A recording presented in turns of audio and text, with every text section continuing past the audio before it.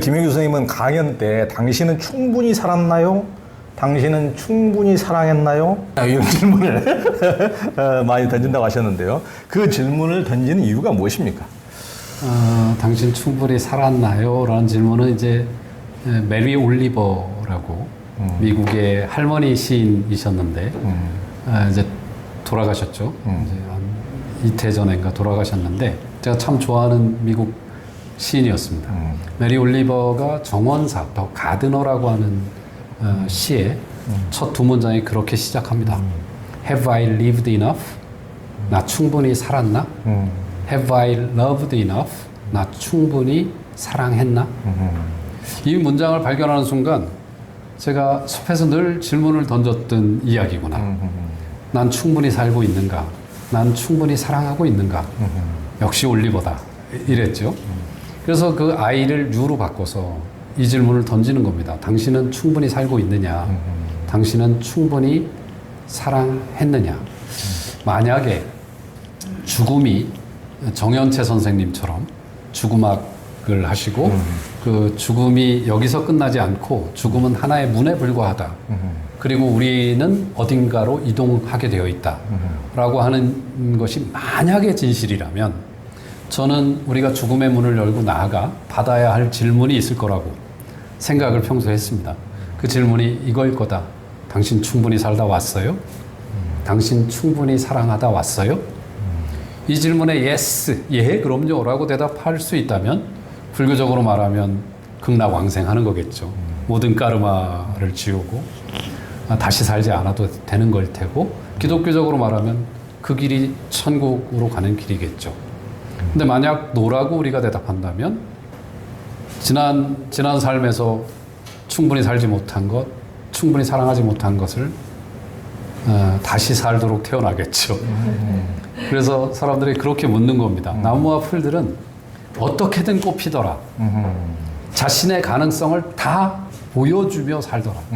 충분히 산다는 건 인간에게, 당신에게 놓여있는 삶의 가능성을 다 펼치는 거다. 충분히 사랑한다는 건 당신의 꽃을 어떻게든 피워내는 것이다.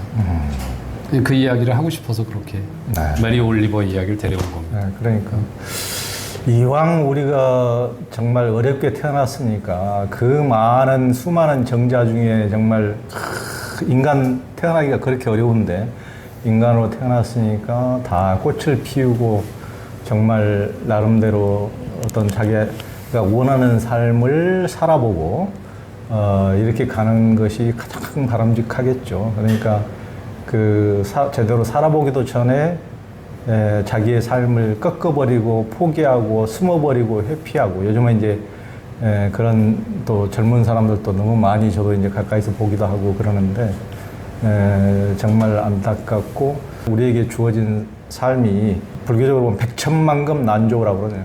인간 몸받기가, 인간으로 태어난 것이 그렇게나 어렵다.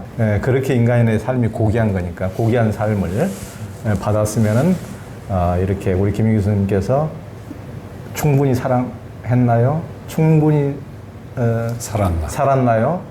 이 마지막 삶에서 이 책을 이제 어제보다 조금 더 깊이 걸었습니다를 보면 마지막에 어머니도 이제 충분히 살았다는 말씀을 마지막에 이제 해주시는 참 눈물겨운 얘기가 나오는데, 이렇게 누구나 할 것 없이 이렇게 그런 삶을 살기를 바라는 큰절한 소원이 김영규 선생님 책에 담겨 있습니다. 그 김영규 선생님은 이제 어제보다 조금 더 깊이 걸었습니다. 이 책에서 레벨의 관점으로 살아가는 사람들과 차원의 관점으로 살아가는 사람들을 구별하셨는데요. 둘 간에 어떤 차이가 있습니까? 레벨이라고 하는 것은 그 높이, 낮고 높이, 이게 레벨일 수 있죠. 위계. 예, 위계. 이를테면 지렁이 중에 땅을 깊이 파는 능력으로 레벨을 매기면 1m 파는 지렁이보다 5m 파고 들어갈 줄 아는 지렁이가 더 좋은 삶을 사는 거다. 인간 이렇게 생각할 수 있죠. 그런데 지렁이는 나비가 경험하는 세계를 경험할 수 없죠. 차원이란 지렁이가 사는 산과 나비가 사는 삶의 차원은 완전히 다른 겁니다. 한국 사회는 이 레벨이 높아지면 삶이 좋아진다고, 이게 삶의 가능성을 다 펼친 거라고 생각하는 경향이 있는 것 같아요. 경제적 성취, 그렇죠. 사회적 성취, 이거면 삶이 좋은 거라고. 예. 근데 삶은 더 많은 기쁨, 더 많은 감탄, 더 많은 연민과 공감, 이것들이 마주해질 때 또 다른 차원의 기쁨이 있다는 걸 알게 되죠. 죽도록 일만 하고 사는 것이 아니라 더 많은 신비를 만나며 살 수 있는 삶, 더 많은 것에 감탄하고 더 많은 아픔에 공감하고 그 아픔을 해소하기 위해 노력하는 삶, 이런 삶도 있을 수 있는 거지 않습니까? 평생 돈을 모으고도 죽을 때까지 여전히 돈을 모으고 있는 사람들을 보면 가엾습니다. 그 레벨을 최대화해서 도대체 뭘 하려고 하는 건지 저는 궁금합니다. 그러니까 모든 요즘 세상의 자기계발서와 모든 것들은 레벨업을 위한 최고의 테크닉과 방법들을 이렇게 이제 알려주면서 도움을 주면서 이렇게 그걸 하라고 계속 응원하고 충동질하고 이제 그러는 건데, 야, 이렇게 이제 우리 김 교수님처럼 레벨업보다 차원이 다른 삶, 더 충만한 삶을 살아가도록 이렇게 이제 말씀해 주시는 것이 요즘엔 참 귀한 시대가 되어버렸는데, 이제 어제보다 조금 더 깊이 걸으려면은 레벨업보다도 차원이 깊이 들어가야 된다는 그런 말씀입니다. 숭고한 사람들의 특징은 뭡니까? 그 레벨이 아닌 삶을 차원으로 바라보면 삶의 차원에 4가지가 있다고 저는 책에 정리를 해뒀습니다. 첫째, 생존을 위한 삶이 이 레벨 중심의 삶이죠. 경쟁에서 더 높은 자리에 올라가는 것. 그런데 다른 차원이 있습니다. 그게 바로 충만하게 사는 것, 숭고하게 사는 것, 그리고 초월을 향해 나아가는 삶을 살아보는 것. 그 중에 이제 숭고한 삶이 어떤 것이냐, 어떤 삶이냐라고 이제 물으셨는데, 숭고한 삶은 제가 이 자연을 보면서 꽃처럼 사는 게 참 숭고하겠구나. 꽃은 저를 위해 피죠. 그런데 피었다 하면 반드시 누군가를 일으켜 세웁니다. 벌을, 나비를, 나방을, 파리를, 개미를, 온갖 종류의 이름 모를 다른 생명들을 일으켜 세우는 게 꽃입니다. 우리는 자기를 위해 살 줄은 아는데 그 삶으로 누군가를 일으켜 세우는 삶에는 취약해져 있구나.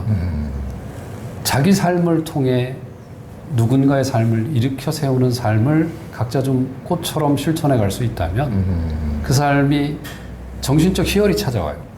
그러니까 생존의 레벨에서 오는 만족감은 반대로 반대의 극을 가지고 있는데 우월감이 올 수 있어요. 그런데 그건 어디 가면 열등감으로 바뀌죠. 그것은 적의, 왜냐하면 이겨야 하니까 적대감이 줄어들고 또 좌절감이나 또는 어떤 성취감 뒤에 좌절감, 이 아주 양극의 감정들이 교차하고 있는데 이 숭고한 삶으로 나아가면 정신적 희열이 들어오고요. 더 많은 연민할 대상들, 연민의 대상들이 눈에 들어오기 시작합니다. 그 안에서 자비가 싹 트죠. 그러니까 꽃이 늘 자비지 않습니까? 얼마나 아름다우며 또한 자비를 베풀고 있습니까? 우리 삶도 좀 그런 차원을 향해 나아갔으면 좋겠다. 사회복지 하시는 분들 그런 일 잘하고 계시거든요. 자기 삶을 통해 누군가를 돕고 살죠. 그러니까 지금 꽃보다 아름다워, 그러니까 꽃보다 아름다우신 인간들 여기 많이 계시는데, 우리 이제 꽃은 숭고한 삶을 사니까 우리 인간들도 꽃보다 아름답다는 인간이니까 더욱더 숭고한 삶을 살아야 되겠습니다.